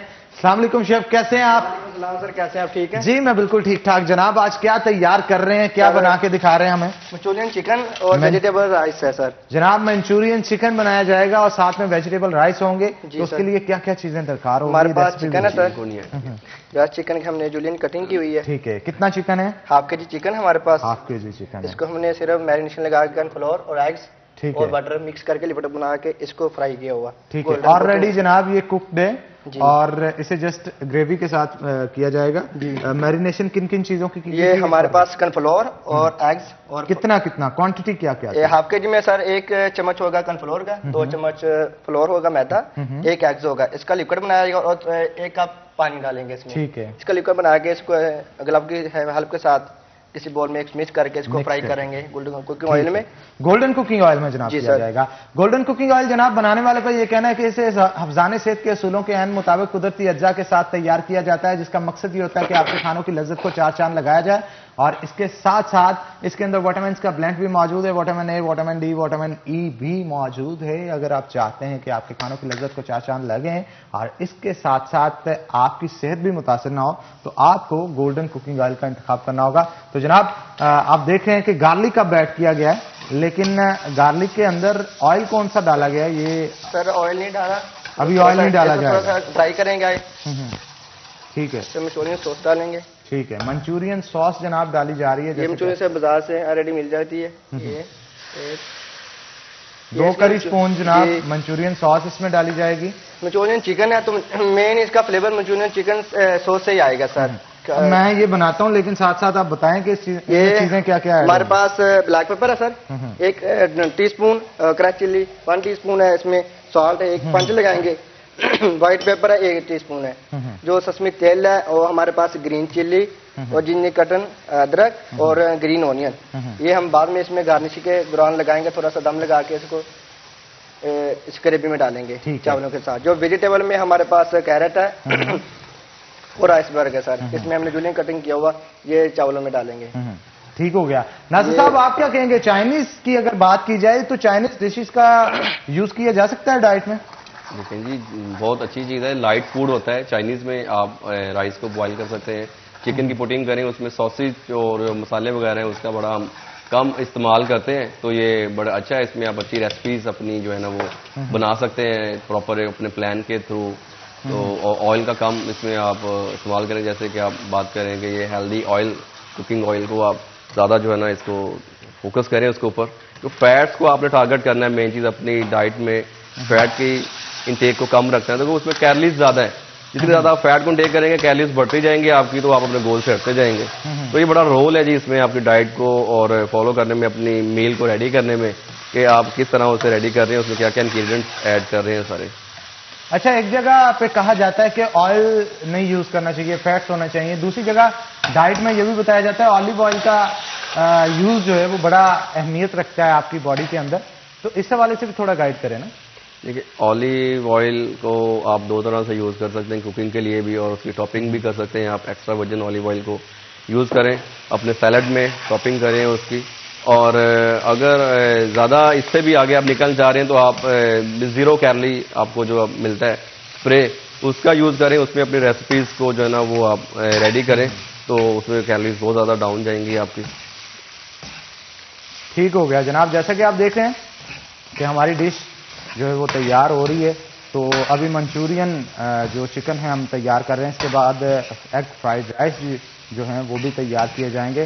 تو جناب یہ تو چیزیں تیار ہو رہی ہیں، لیکن بہت شکریہ ناصر اینڈ بلال آپ کا آج کے شو میں آنے کے لیے. بڑے مفید ٹپس آپ نے دیے صحت کے حوالے سے اور ایکسرسائز کے حوالے سے اور ڈائٹ کے حوالے سے بھی خواتین کو آگاہ کیا. اسی کے ساتھ ناظرین ایک بریک لیں گے، بریک کے بعد دوبارہ حاضر ہوتے ہیں. کہیں مت جائیے گا، ہمارے ساتھ رہیے گا.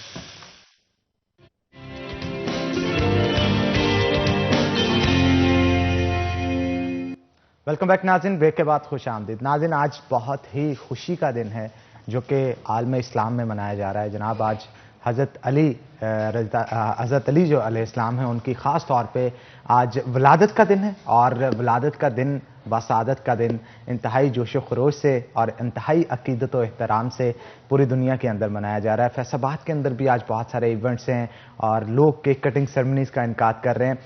قربان جاؤں ان کی جرت اور بہادری پہ، جن کی جرت اور بہادری کے قصے سن کے آج بھی ہماری نوجوان نسل جو ہے وہ بہت سارا ان سے فیض پاتی ہے، بہت سارے ان سے علم سیکھتی ہے، بہت ساری چیزیں ان سے سیکھنے کو ملتی ہیں. تو جناب حضرت علی جو ہیں وہ شخص ہیں جن کی بہادری کے قصے دنیا بھر کے اندر موجود ہیں. غزوہ خندق کے حوالے سے میں یہاں پہ لازمی طور پہ ذکر کرنا چاہوں گا. غزوہ خندق کے اندر مسلمانوں کی تعداد چونکہ کم تھی اور کفار کی تعداد زیادہ تھی، نبی کریم صلی اللہ علیہ وآلہ وسلم نے یہ فیصلہ کیا کہ ایک خندق کھودی جائے گی تاکہ کفار کو اس کو پار کر کے ہم تک پہنچنے میں تھوڑی مشکلات کا سامنا کرنا پڑے. تو خندق کھودنے کے لیے نبی کریم صلی اللہ علیہ وسلم نے بھی اس میں خود حصہ لیا اور خندق کو کھودنا جو ہے وہ شروع کر دیا. اور کفار کا جو لشکر تھا اس حوالے سے میں بتا دوں، اس میں ایک شخص تھا عمرو بن ود کے نام سے.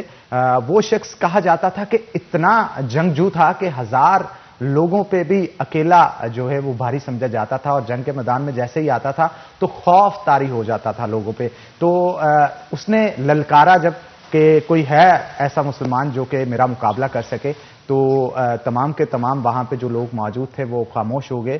جناب حضرت علی نے اٹھے اور نبی کریم صلی اللہ علیہ وآلہ وسلم سے اجازت چاہی کہ مجھے لڑنے کی اجازت دی جائے، لیکن نبی کریم صلی اللہ علیہ وسلم نے ان کا ہاتھ مبارک پکڑا اور انہیں بٹھا دیا.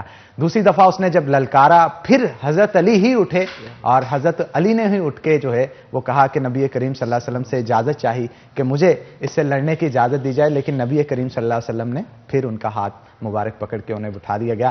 تیسری دفعہ جب اس نے للکارا تو قدمان مبارک کو پکڑ لیا حضرت علی نے اور کہا کہ مجھے جانے کی اجازت دی جائے کہ میں اس کافر کا مقابلہ کر سکوں. تو نبی کریم صلی اللہ علیہ وسلم نے اپنا جبہ مبارک ان کے سر پہ رکھا اور کہا کہ یہ کل ایمان ہے جو کہ لڑنے کے لیے جا رہا ہے کل کفار کے ساتھ. تو یہ بہت بڑی بات تھی، بہت بڑی بات تھی کہ نبی کریم صلی اللہ علیہ وسلم نے اپنا جبہ مبارک ان کو دیا اور تلوار ان کے ہاتھ میں دی.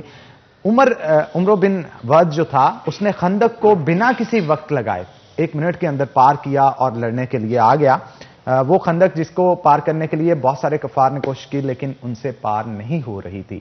اس پہ اب جب لڑائی کے لیے وہ آیا، جنگ کے لیے آیا، تو پہلا وار کا موقع جناب حضرت علی نے، میں ان کی شجاعت اور ہمت پہ، ان کی جرت پہ قربان جاؤں کہ کتنی خوبصورتی کے ساتھ انہوں نے کہا کہ پہلے لڑائی کی دعوت تم نے دی ہے تو وار کا موقع بھی میں تمہیں دیتا ہوں. جس پہ بہت سارے صحابہ جو وہاں پہ موجود تھے انہوں نے کہا اگر وار کا موقع ان کو پہلے ملتا حضرت علی کو، وہ ہوتا ہے نا کہ لڑائی کے اندر جو شخص پہلے وار کرتا ہے اس کے جیت کے چانسز زیادہ ہوتے ہیں، تو حضرت علی نے پہلے وار کا موقع بھی ان کو دیا. تو عمر بن ود نے جیسے ہی جناب علی پہ وار کیا تو اس کو بلاک کرتے ہوئے दूसरी जानब इतनी तेजी से उन्होंने वार किया कि उसका सर जो है वो धड़ से अलग कर दिया।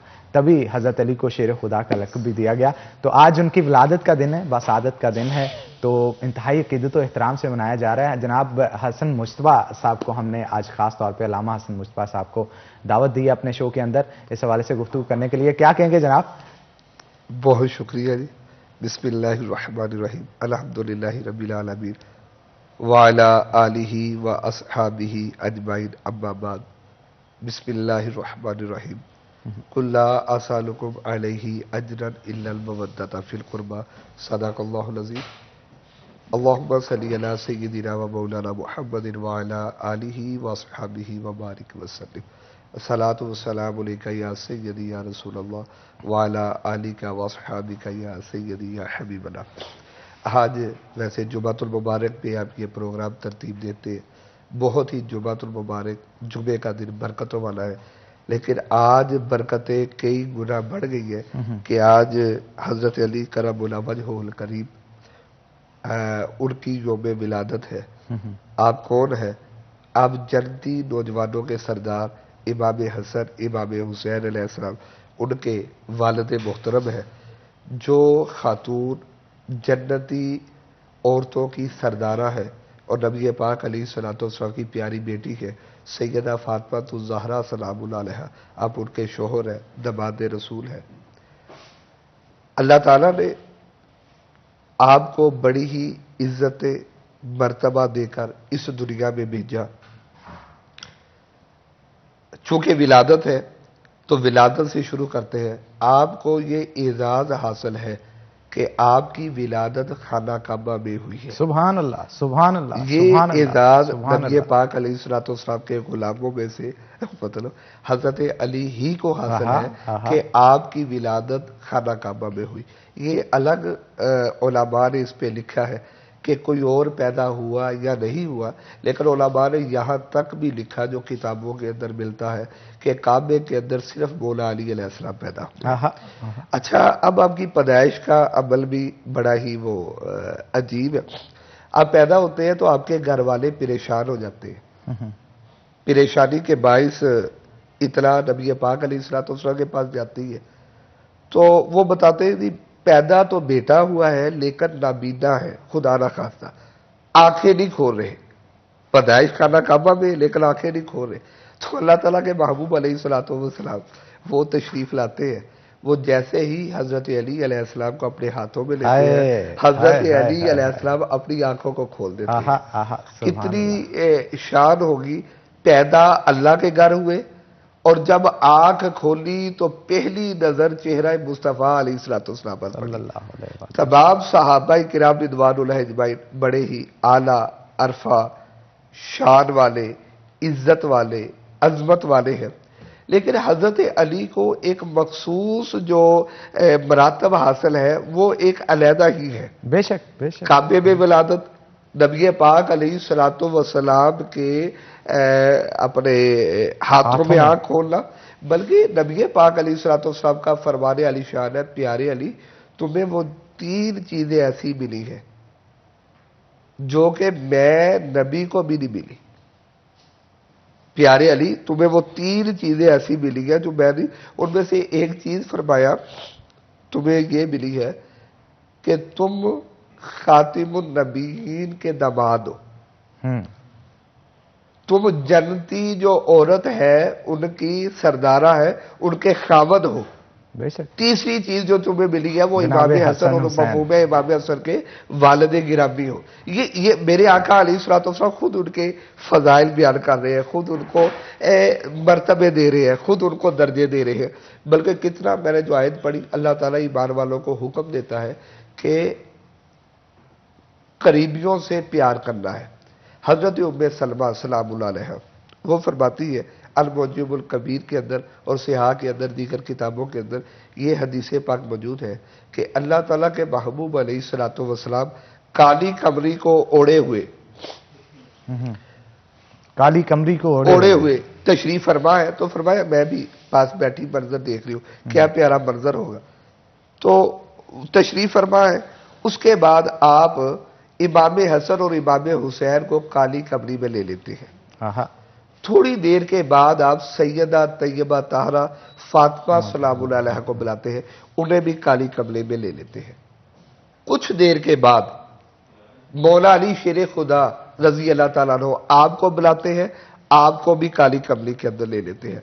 अब देखें क्या प्यारा है, नबी पाक अलैहिस्सलाम 1, इमाम हसन अलैहिस्सलाम 2, इमाम हुसैन अलैहिस्सलाम 3, सैयदा फातिमा ज़हरा सलामुल्लाह अलैहा 4 और मौला अली 5, कहने पंचतर पाक अब काली कमरी में। तो कितना ही वो प्यारा, दिलकश और खूबसूरत मंजर होगा, आला मंजर होगा। काली कमरी पे लेकर फिर अल्लाह ताला के महबूब अलैहिस्सलाम दुआ फरमाते हैं, या अल्लाह ये मेरी अहले बैत है, मैं इनसे मोहब्बत करता हूं, तू भी उनसे मोहब्बत फरमा। सुभान। अब अगर देखा जाए अब अपनी अकल के मुताबिक तो दुआ शायद कंप्लीट हो गई थी, लेकिन फिर अल्लाह ताला के नबी अलैहिस्सलाम की रहमत को जोश आया, आपने दुआ मांगी कि अल्लाह ये मेरी अहले बैत है, मैं इनसे मोहब्बत करता हूं, तू भी इनसे मोहब्बत फरमा, और कायनात में जो जो इनसे मोहब्बत करे मेरे मौला तू भी उनसे मोहब्बत। क्या बात है, क्या बात, इतनी प्यारी और खूबसूरत दुआ है। अब देखना पूरी दुनिया के अंदर जिक्र अली हो रहा है, हजरत अली की मुनासबत से मोहब्बत को सजाए, ये नबी अलैहिस्सलाम की दुआ का समर है। जो जो भी अल्लाह का कुर्ब हासिल करना चाहता है, अहादीस का मफहूम है, अल्लाह ताला के नज़दीक होना चाहता है, अल्लाह ताला से प्यार करना चाहता है, वो अहले बैत अतहार से मोहब्बत करेगा, इनका जिक्र करेगा। इनका जिक्र करने की बदौलत अल्लाह ताला के महबूब का कुर्ब हासिल करेगा, और अल्लाह ताला के महबूब का कुर्ब हासिल करके खुदा का कुर्ब हासिल करेगा। और फजीलत जो है वो सिर्फ और सिर्फ अमलों की तरफ से तो है, लेकिन सबसे अहम चीज ये भी कि नबी करीम सल्लल्लाहु अलैहि वसल्लम ने जो इल्म जी जनाब अली को अता किया, वो इल्म बहुत छोटी चीज नहीं है, बहुत बड़ी चीज होती है। जी मैं इल्म की तरफ, इसी बात के बाद इल्म की तरफ बढ़ता हूँ। हजरत अली अलैहिस्सलाम को ये मकाम भी और मर्तबा भी हासिल है, सहाबी रसूल तो असहाब रसूल तो अब है ही है, इसके साथ आप अहले बैते अतहार में बेशक बेशक ये जो नुमाया मर्तबा और ये जो नुमाया मकाम है, ये वराउल वरा है। हजरत अली, यही वजह है कि सहाबाई किराम रिदवानुल्लाह अजमईन, जनाब सैयदना सिद्दीक़ अकबर रज़ी अल्लाह ताला अन्हु, सैयदना उमर बिन खत्ताब रज़ी अल्लाह ताला अन्हु, दीगर साहबा आपसे वालहाना अकीदत और मोहब्बत करते थे। आपसे इल्म की अगर तरफ आ जाए तो नबी पाक अलैहिस्सलाम ने फरमाया, मैं इल्म का शहर हूँ और हजरत अली उसका दरवाजा है। सुभान अल्लाह। और यही हजरत अली अलैहिस्सलाम इस इल्म पे आ जाए तो हजरत उमर बिन खत्ताब अपने मुश्किल फैसले हजरत अली अलैहिस्सलाम से करवाया करते थे, और आप ऐसे फैसलों से सहाबा पनाह मांगते थे जिसपे हजरत अली की मुशावरत ना हो और हजरत अली से फैज ना लिया हो। क्या बात, यही बात है, क़यामत तक आने वाले जितने वली, जितने कुतब, जितने अब्दाल हैं, वो सब हजरत अली के ताबे हैं। सब की गर्दनों पर हजरत अली अलैहिस्सलाम का कदम मुबारक है। मैं इल्म का शहर हूँ, हजरत अली उसका दरवाजा। हजरत अली मुख्तलिफ मौक़ों पर मसाइल हल करते, लेकिन एक दफ़ा आप ने फरमाया, पूछो जो तुम मुझसे पूछना चाहते हो, मैं आसमानों के रास्तों का बताता हूँ, वगैरह वगैरह सब कुछ बताता हूँ। तो रवायत है कि हजरत जबरील इंसानी रूप में, इंसान बनकर हजरत अली के सामने आकर खड़े हो गए। उन्होंने कहा, आज मैं भी देखता हूँ कि मौला अली ने इतना बड़ा दावा किया, तो वो दावा कैसे किया। अच्छा, इसमें एक रवायत और नजर से गुजरी, इसी बात पे आते। हजरत अली से किसी ने पूछा कि आपके पास इतना इल्म कैसे आया, तो हजरत अली को, चूंकि मेरे आका अलैहिस्सलाम ने वसीयत फरमाई थी कि अली मुझे गुस्ल तुमने देना है, गुस्ल हजरत अली ने दिया। तो हजरत अली उससे फरमाते हैं, जब मैंने आका अलैहिस्सलाम को गुस्ल दे दिया तो मैंने देखा आका अलैहिस्सलाम के चेहरा मुबारक में ना एक पानी का कतरा है। तो अब हजरत अली अलैहिस्सलाम ने क्या किया, फरमाया मैंने उसको चूस लिया। उस पानी का कतरा जो चेहरा ही बस कहते वो कतरा लेने की देर थी, जो राज थे वो खुल गए, जो इल्म محدود تھا, اللہ دیتا ہے. وہ اس نبی پاک علیہ السلام کے جسم کو قطرہ لگنے کی برکت سے جو میرے اندر گیا, بس وہ پردے عیاں ہو گئے. اب وہ دعویٰ کرتے پوچھو جو تم پوچھنا چاہتے ہو, اگر نہ بتاؤں تو علی نہ کہنا. تو مفہوم روایت کا کہ حضرت جبریل امین انسان کی شکل بن کر مولا علی کے پاس آ گئے. فرمایا علی تم نے دعویٰ کیا کہ پوچھنا چاہو. کہا میں نے دعویٰ کیا ہے, پوچھو. تو کہا بتاؤ جبریل کہاں ہے. تو روایت میں آتا ہے کہ حضرت علی علیہ السلام نے آسمان کی طرف دیکھا, آسمان کو. تو میرے علی کی نظر اب حضرت جبریل کی جو انتہا ہے وہ سدرۃ المنتہا ہے, آخری بالکل مخلوق کی جو آنکھ ہے. آگے جو سدرۃ المنتہا سے آگے مخلوق ہے وہ رب جانتا ہے, وہ ایک خاص ہے, وہ نیچے نہیں آ سکتی. لیکن جو مخلوق ہے اس کی انتہا سدرۃ المنتہا ہے. میرے علی نے اوپر دیکھا تو گویا کہنا پڑے گا علی نے نظر اٹھائی تو اللہ کے عرش تک دیکھ لیا. مولا کائنات ہے نا, مولا کائنات ہے نا. آپ نے پھر دائیں دیکھا, بائیں دیکھا, آگے دیکھا, پیچھے دیکھا. کہا سوال کرنے والے پروردگار دو عالم نے, مفہوم ہے, جتنی کائنات سجائی مجھے پوری کائنات میں جبریل نظر نہیں آیا. سوال کرنے والے مجھے تو ہی جبریل لگتا ہے. یہ علم کا کمال ہے, یہ مرتبہ علم پہ آپ ہے. اور یہ حضرت علی علیہ السلام, اور یہی وجہ ہے کہ صحابہ کرام رضوان اللہ اجمعین اپنے مشکل سے مشکل جو فیصلے ہیں وہ حضرت علی سے کرواتے تھے. حضرت علی سے فیض لیتے تھے, حضرت علی علیہ السلام سے دریافت کرتے تھے.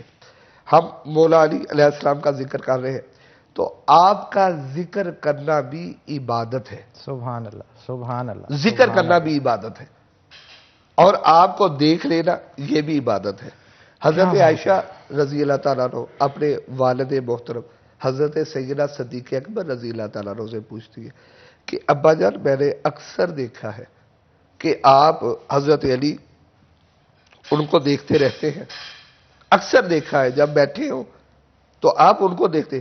تو فرمایا بیٹی میں ان کو کیوں نہ دیکھوں, کیونکہ میں نے اپنے آقا سے سنا ہے کہ علی کو دیکھنا عبادت. اب دیکھیں صحابہ کرام رضوان اللہ اجمعین انہیں دیکھ کر, اچھا وہ دیکھ کر عبادت کرتے تھے, پھر دیکھیں کتنا برکت ہے میرے آقا علیہ السلام نے, چونکہ قیامت تک سب کو فیض دینا تھا. تو فرمایا علی کا ذکر کرنا بھی عبادت ہے. کیا بات ہے, انہیں دیکھنا بھی عبادت ہے اور ان کا ذکر کرنا بھی عبادت ہے. یہی بات ہے صحابہ کرام رضوان اللہ اجمعین نے جب حق اور باطل کی پہچان کروانا ہوتی, دیکھا جاتا حق پہ کون ہے, باطل پہ کون ہے. بالکل آپ ٹھیک کہہ رہے ہیں, حق اور باطل کی بھی گفتگو کریں گے, لیکن ایک چھوٹی سی بریک کے بعد, بریک کا وقت ہو گیا. تو ناظرین ایک بریک لیں گے, بریک کے بعد دوبارہ حاضر ہوتے ہیں. کہیں مت جائیے گا, ہمارے ساتھ رہیے گا.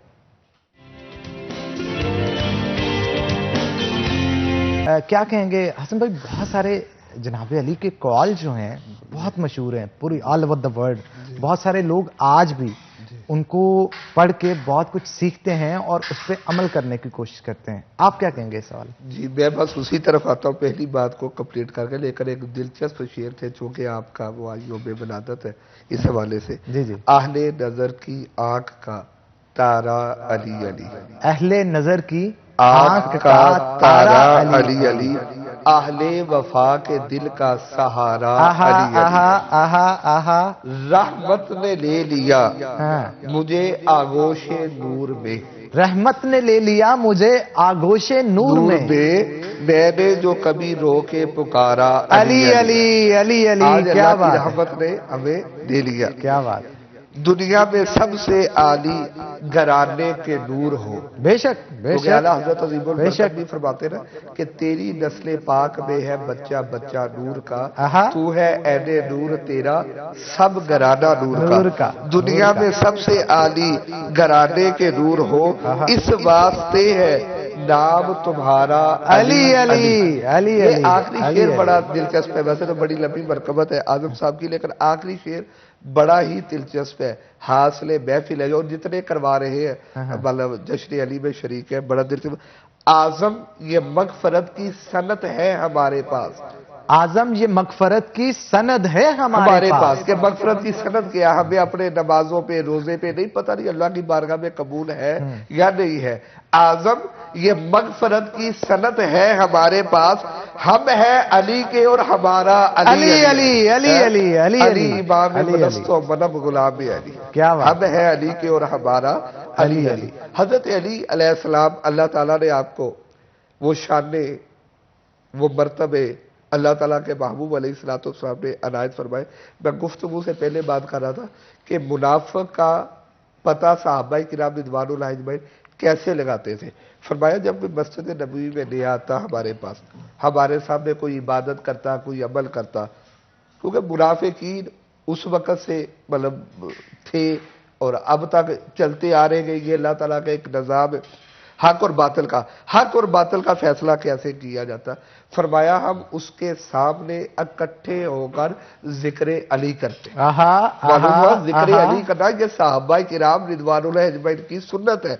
फिर फरमाया फैसला क्या करते, अब उसकी इबादत पे ना जाते, मफहूम है नमाज रोजा या जो भी अमल वो कर रहा उसकी इबादत, अगर जिक्र अली सुनकर उसका चेहरा खिल जाता, हम कहते थे ये मुसलमान, क्या बात है। और जिक्र अली सुनकर उसका चेहरा बिगड़ जाता, हम ये ना देखते क्या कर रहा है, हमें मुस्तफा अलैहिस्सलाम का वो प्यारा प्यारा फरमान याद आ जाता कि अली का जिक्र सुनकर मोमिन खुश होता है और मुनाफिक का चेहरा बिगड़ जाता है। बस हम जिक्र अली करते, अली का जिक्र सुनकर उसका चेहरा बिगड़ जाता, हम कह देते थे ये मुनाफिक है। तो ये सनत है आजम, ये मगफरत की सनत है हमारे पास, हम है अली के और हमारा है अली अली। आज भी अगर इतने मतलब जो भी सूरत हाल चल रही है पूरी दुनिया में देखे, जो अली अली कर रहा है वो अली वो सहाबा किराम की सुन्नत अदा कर रहा है, और जो किसी और अज़ाए पर है वो हदीस पाक की रूह से क्या है। अच्छा, मौला कायनात के हवाले से बताइएगा, मौला का लफ्ज़ जी जी जी मौला का लक़ब कैसे, ये भी बड़ा खूबसूरत दिलचस्प आला एक मुमताज शान है जिसे अल्लाह ताला के नबी अलैहिस्सलाम ने जिससे मौला अली को नवाजा। क्या प्यारा मजमा होगा जहां इमामुल अंबिया जलवागर होंगे, ठीक है। और 1 लाख से ज्यादा साहबा किराम रिज़वानुल्लाह अजमईन का मजमा है। मुख्तलिफ सहा के अंदर, मुख्तलिफ तफासीर के अंदर, मुख्तलिफ अंदाज से ये हदीस पाक आई।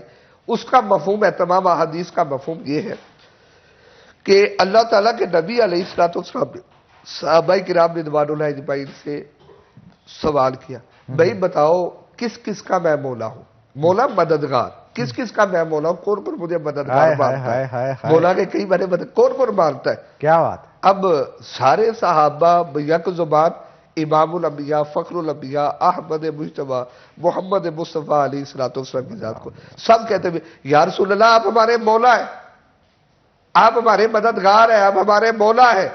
बस ये कहना था कि हजरत अली आपके साथ खड़े थे, आपने हजरत अली का बाजू पकड़ा, फजा में बुलंद किया और क़यामत तक आने वालों को बता दिया, सुन लो मैं जिस जिसका मौला फहादा अली मौला, उसके ये मौला अली है। क्या बात है, क्या बात है, सुभान। अब यही चल रही है। तो हजरत उमर बिन खत्ताब रजी अल्लाह ताला अन्हु आके मौला अली को मुबारकबाद देते हैं, फरमाते हैं प्यारे अली मुबारक हो, तुझे तो मौला बना दिया, तू मेरा भी मौला है और कायनात में आने वाले हर मुसलमान का तो मौला है। क्या बात है, क्या बात है। तो मौला फहाजा अली मौला। और ये देखिए ये एक तन्हाई में बैठने वाला जुमला है, चूंकि मीडिया पूरी दुनिया के लोग सुन रहे हैं इस सिटी 41 की मसाजत। देखिए अल्लाह ताला ने आपको कितना मर्तबा, कितनी शान दी। मेरे आका अलैहिस्सलाम से अहले बैत की मोहब्बत, हदीस पाक का मफहूम है कि मेरी अहले बैत से मोहब्बत करो, मिलेगा क्या। एक भी सियाह की मुख्तलिफ इमामुल अंबिया जन्नत में कहाँ होंगे, जन्नत में जो सबसे ऊंचा आला अरफा बुलंद दर्जा है ना वो इमामुल अंबिया का है। और एक रवायत का मफहूम है कि नबी, जैसे हम यहाँ खड़े होकर आसमानों को देखते ना, तिलका रुसुलु फद्दलना बादकुम अलल बाद, तो इमामुल अंबिया का जन्नत में जो घर होगा, जो मकाम होगा, वो क्या होगा कि नबी नीचे खड़े होकर ऐसे ऊपर देखेंगे, वो सरकार है जहां ان کے نظر کی وہ حد ختم ہو جائے گی، وہ جنت میں سرکار کا مقام ہے، نبی دیکھیں گے، اور نبیوں کے درجوں پر تو کوئی ہو ہی نہیں رہ سکتا، اس کے بعد تمام خلق سے اولیاء، اولیاء سے رسولوں، رسولوں سے اعلیٰ ہمارا نبی، یہ تو ایک اللہ کا وقت نہیں ہے، میں نے چونکہ سے وائنڈ اپ کر، وہاں دیکھیں گے سب سے بلند اور اعلیٰ جو درجہ ہے وہ اللہ کے محبوب کا ہے۔ اللہ تعالیٰ کے محبوب علیہ الصلوۃ والسلام نے اپنی اہل بیت کے متعلق فرمایا، سن لو لوگوں، حدیث پاک کا مفہوم ہے، جو میری اہل بیت سے محبت کرے گا، جو میری اہل بیت سے محبت کرے گا۔ حنان بخاری صاحب صرف جنت نہیں ملے گی، بڑا ہی دلچسپ اور بڑا ہی کمال ہے، اب اس سے آگے گفتگو ختم ہے۔ فرمایا جو میری اہل بیت سے محبت کرے گا، اسی محبت میں کہہ دوں ان کا ذکر کرے گا، ان کے نام کی محافل سجائے گا، ان کے نام پہ لنگر تقسیم کرے گا، ان کی آمد پہ ایک دوسرے کو مبارکباد دے گا، ان کی شہادت کی محفلیں سجائے گا۔ فرمایا جو ان سے محبت کرے گا ہوگا کیا؟ کل مرنے کے بعد وہ جنت میں میرے ساتھ ہوگا۔ کیا بات ہے، سبحان اللہ، سبحان اللہ۔ مولا علی کی محبت اللہ کے محبوب کا قرب بے دیتی شک ہے۔ بے شک بے شک، بہت شکریہ راما حسن مصطفیٰ صاحب، آج کا شو آپ کے ساتھ بڑا اچھا رہا اور بڑا زبردست رہا، اور انشاءاللہ ایسی محفلیں آگے بھی لگاتے رہیں گے۔ ونس اگین آج کے شو میں آنے کے لیے بہت شکریہ۔ تو ناظرین اسی کے ساتھ بریک لیں گے، بریک کے بعد دوبارہ حاضر ہوں گے، کہیں مت جائیے گا، ہمارے ساتھ رہیے گا۔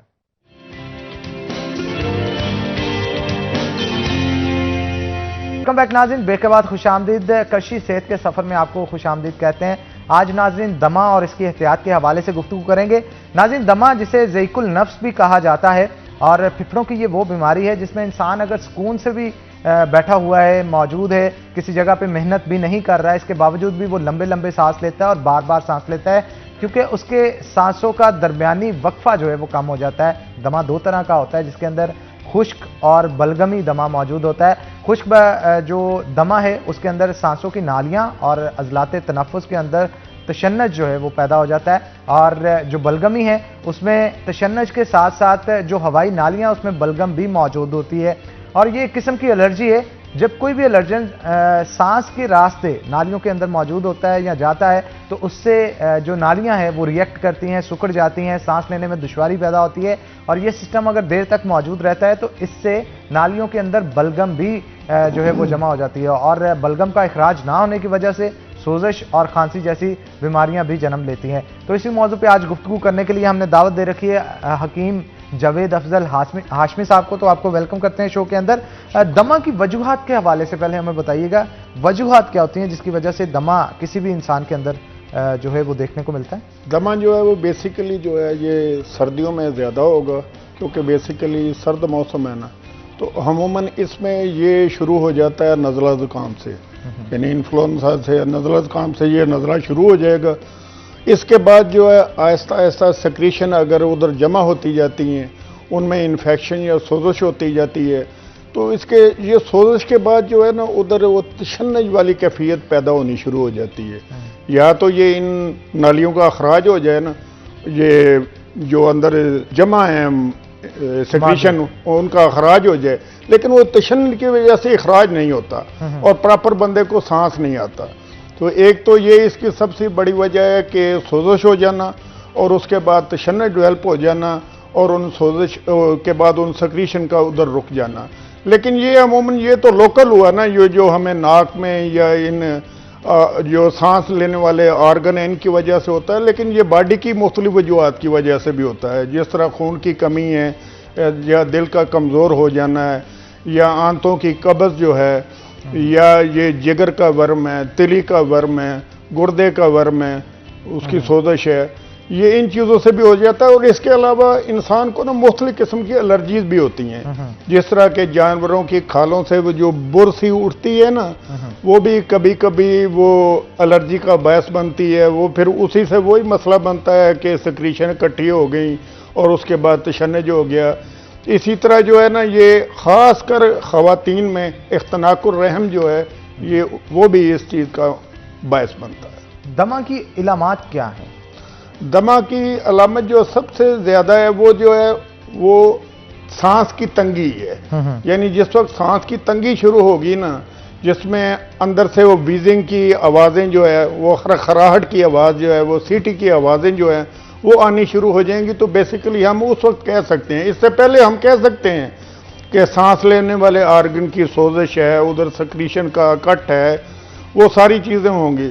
لیکن وہ جس وقت ویزنگ شروع ہو جائے گی نا تو اس وقت سمجھ لیں کہ اس بندے کو دمہ ہو گیا ہے, اور یہ عموماً تو دورے کی شکل میں ہوگا, اور یہ عموماً جو ہے نا رات کے 2-3 بجے شروع ہو جاتا ہے.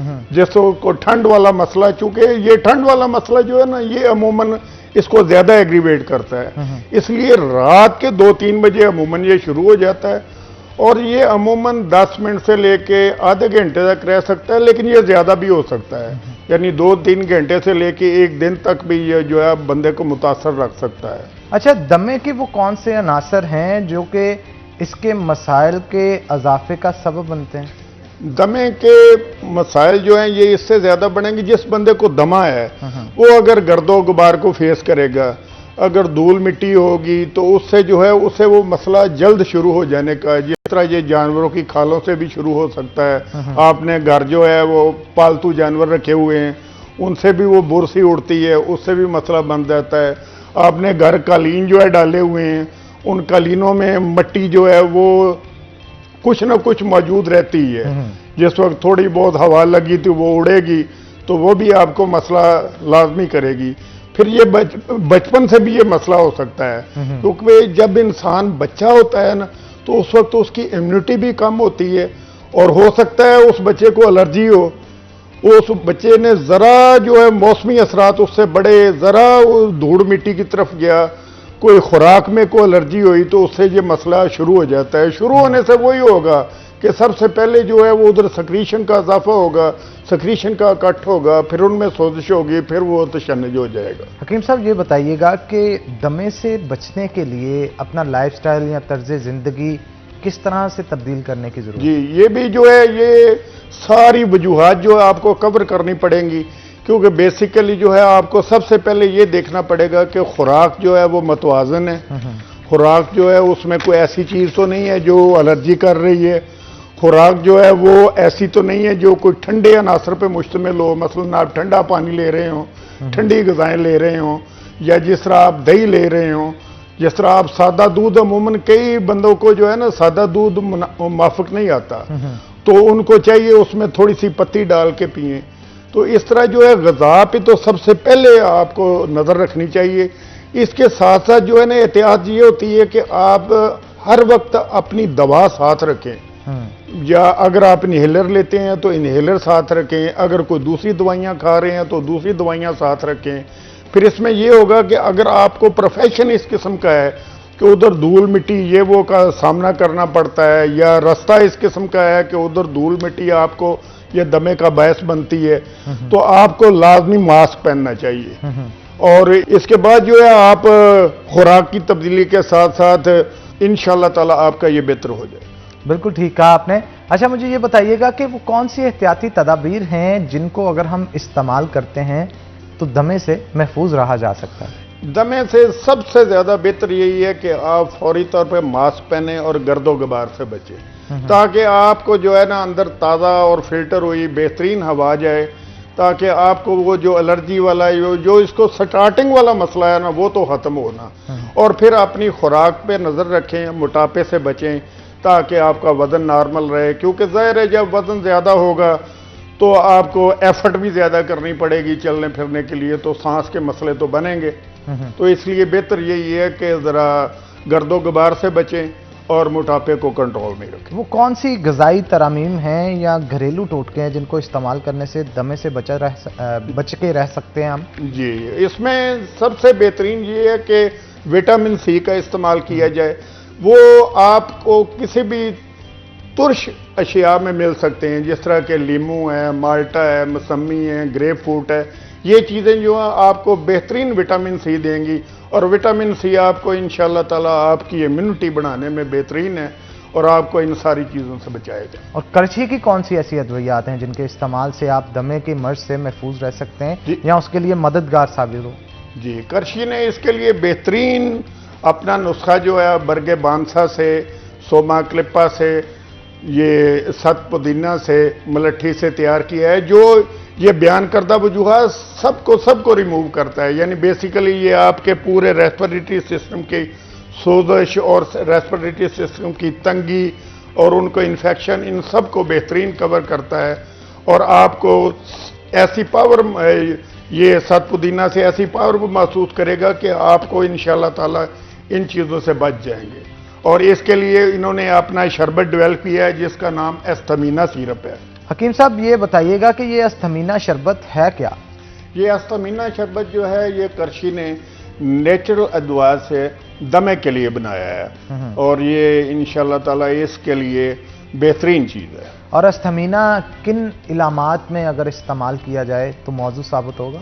استھمینا جو ہے وہ خشک اور تر دونوں قسم کے دمے کے لیے بہترین ہے، حلق کی سوزش کے لیے بہترین ہے، برونکائٹس کے لیے، انفلوئنزا کے لیے اور نزلہ زکام کھانسی کے لیے بہترین ہے۔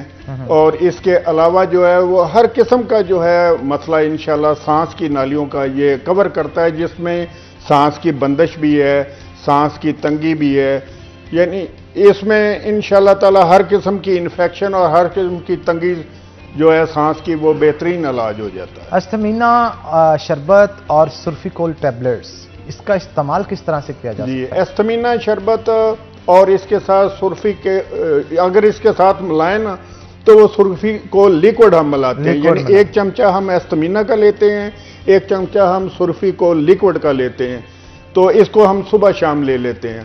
اگر ہم نے وہ سرفی کو ٹیبلٹ لینی ہو، سرفی کو لیکوڈ نہ ہو، تو پھر ہم یہ کرتے ہیں کہ ایک نیم گرم پانی کا گلاس لے لیتے ہیں، اس میں 4 گولیاں جو ہیں وہ گھول کے اسے صبح شام استعمال کر لیتے ہیں۔ کرشی کی تمام ادویات جو ہیں وہ گولڈ سٹینڈرڈ مینوفیکچرنگ سے تیار کی جاتی ہیں، یہ گولڈ سٹینڈرڈ مینوفیکچرنگ ہے کیا؟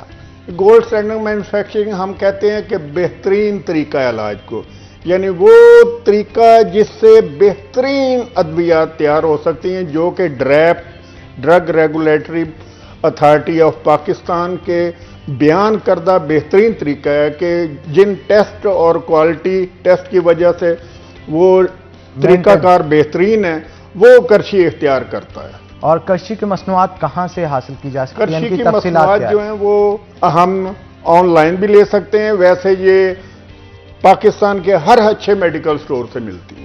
آن لائن اگر لینا ہو تو کہاں پہ جا کے جی، اسے سرچ کیا جا سکتا ہے؟ جی، ویب سائٹ ہے www.karshihhealthshop.com، اس پر آپ آرڈر کر کے آن لائن جو ہے وہ ادویات حاصل کر سکتے ہیں۔ بہت شکریہ حکیم صاحب، آج کے شو میں آنے کے لیے بہت مفید مشورے آپ نے دیے، اور ہم امید کرتے ہیں کہ ہماری آڈینس کے لیے بھی یہ بہت مستفید رہے گا۔ تو ونس اگین بہت شکریہ آج کے شو میں آنے کے لیے۔ اسی کے ساتھ ناظرین، آج کے پروگرام سے اپنے میزبان حنان بخاری کو دیجیے اجازت، انشاءاللہ کل ہوگی آپ سے ملاقات، تب تک کے لیے اللہ حافظ۔